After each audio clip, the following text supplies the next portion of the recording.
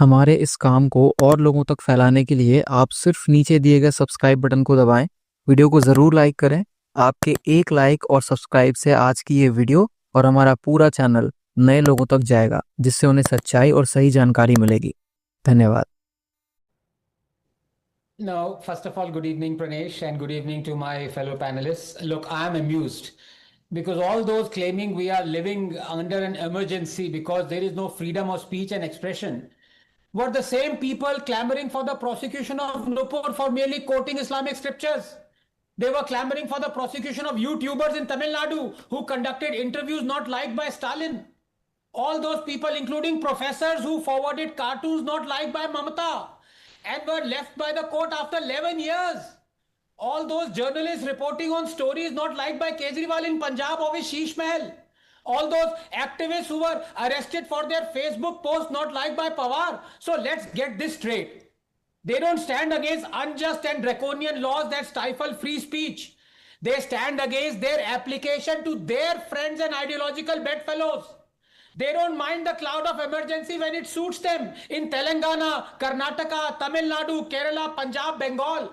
They don't mind their police chasing a poor teenager girl because she said something that offended them, going 1,000 miles to arrest her. Semi-literate, shameless hypocrites. Look, if you want to talk of emergency, then talk of it objectively if you have the guts. Truth is, the emergency is all about killing the constitution. And when does constitution die? Constitution dies when a citizen's freedom of speech and expression is brutally curtailed and stomped upon. And that is what Jawaharlal Nehru did through his first amendment to our constitution, following which, under him, dozens of books and films were banned, historians and editors were jailed.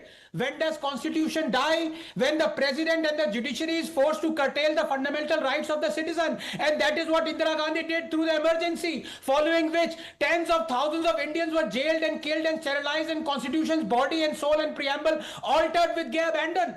When does constitution die? When a Supreme Court's considered verdict is overturned with impunity. When the citizen's right to privacy is snatched away. And that is what Rajiv Gandhi did through the Postal Act and through overturning the Shah Bano judgment, ushering in an era of blatant appeasement.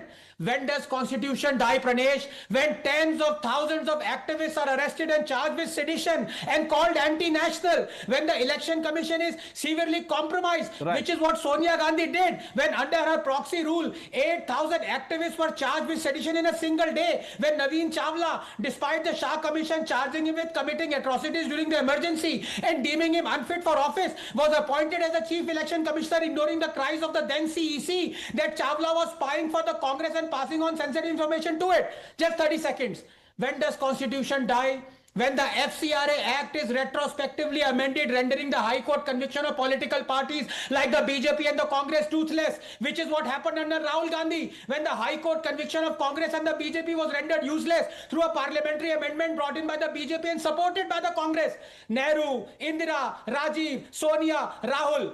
These are the famous five who have made sure our constitution is dead. On the other hand, how has Modi killed constitution and brought in emergency? Give me one example, one that hasn't either been ratified by the Supreme Court or indeed by the opposition itself, like 370 abrogation or overturning of the Supreme Court judgment on SC/ST Act. But as I said, facts don't matter to Congress, only propaganda does.